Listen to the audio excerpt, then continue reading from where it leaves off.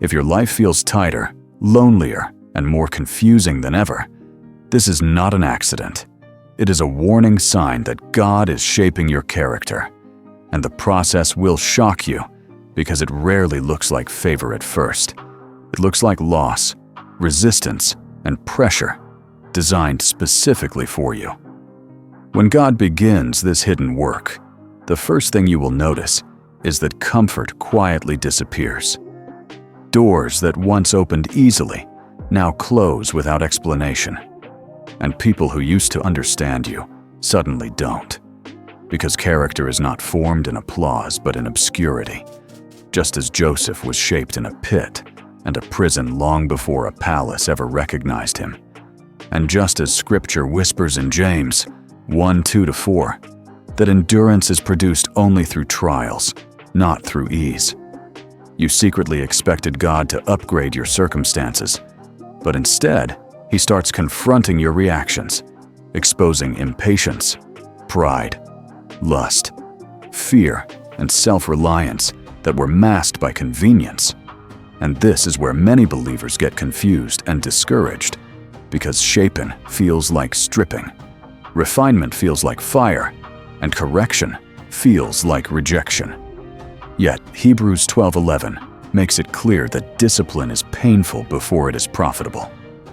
The second shocking sign is that your prayers begin to change, not because God stopped listening, but because He is less interested in fixing your situation and more focused on fixing your foundation.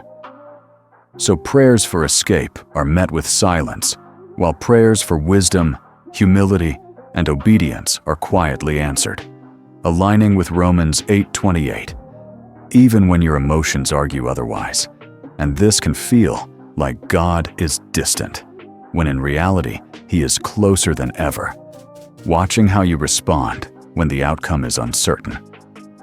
In this season, temptations often intensify, not randomly, but strategically, because whatever is undealt with in your heart will be pulled to the surface under pressure, which is why lust, anger, comparison, and discouragement may suddenly feel louder than before. And this is not proof of failure, but proof of exposure, a hidden mercy where God is revealing what would sabotage you later if left untouched, echoing David's prayer in Psalm 139:23-24, to search the heart before promotion arrives. Another unsettling sign is that your pace is slowed against your will. Plans stall, momentum dies, and you feel stuck watching others advance while you remain in the same place. Because God often uses waiting to dismantle entitlement, and entitlement is the enemy of gratitude. And those who rush ahead without character eventually collapse under the weight of what they prayed for, which is why Proverbs 16:32 quietly warns that self-mastery is greater than conquest. As God shapes you, He also begins to isolate you emotionally, not to punish you, but to recalibrate you, removing unhealthy dependencies on people's approval, validation, and constant affirmation, teaching you to hear His voice without background noise, just as Jesus was led into the wilderness before public ministry. And if this season feels lonely, it is because intimacy with God is being rebuilt at a deeper level where crowds cannot follow. You may notice a strange resistance inside yourself, a battle between who you've been and who you're becoming, because character shaping is an identity conflict. And Galatians 5:17 reminds you that the flesh and spirit are at war. So don't be surprised when obedience feels costly and old habits fight back harder than ever. Another hidden sign is that truth starts to offend you before it frees you. Sermons hit closer to home, Scripture convicts instead of comforts, and correction feels personal, because God is sharpening your discernment and humility, stripping away spiritual pride so that your strength comes from obedience, not knowledge, aligning you with Micah 6:8 without announcing it.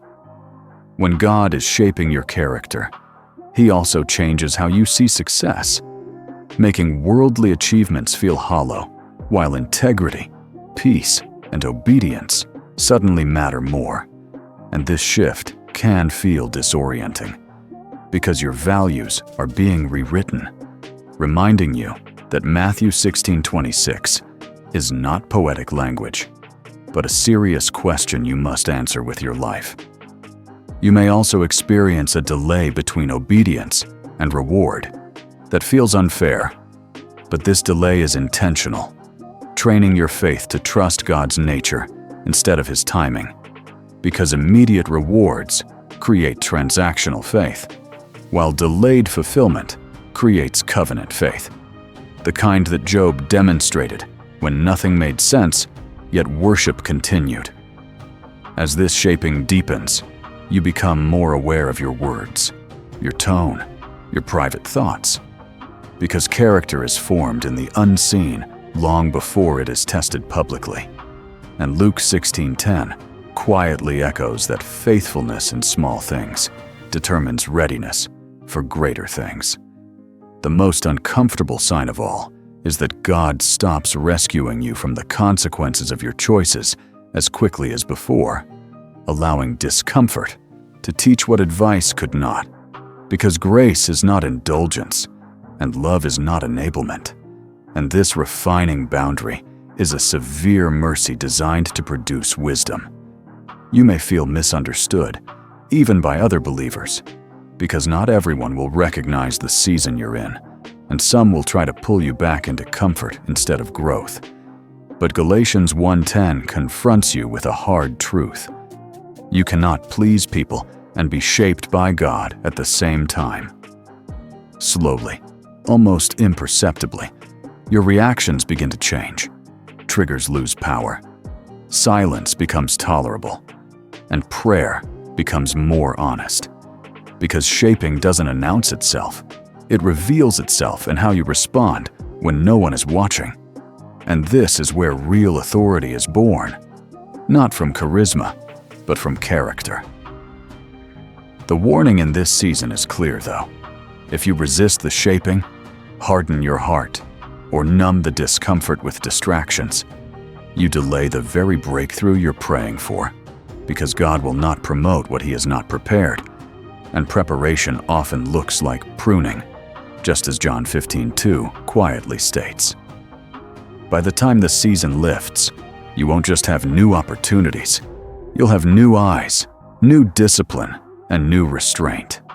And people may celebrate the outcome without ever seeing the cost, but you will know that what changed everything was not the blessing, it was the shaping. So here is the challenge you must face without excuses. Stop asking God to remove the pressure and start asking Him to complete the works. Because the discomfort you're feeling is not punishment, it's precision, not delay. It's design. And if you endure without bitterness, surrender without negotiation, and obey without guarantees, you will step into the next season carrying something far greater than success. You will carry character, and nothing God gives you after that will destroy you. Thank you for watching. If you find this video interesting, don't forget to like and subscribe to my channel to support me. If you want to receive more messages to strengthen your faith, please subscribe and walk with me in the truth of the Lord.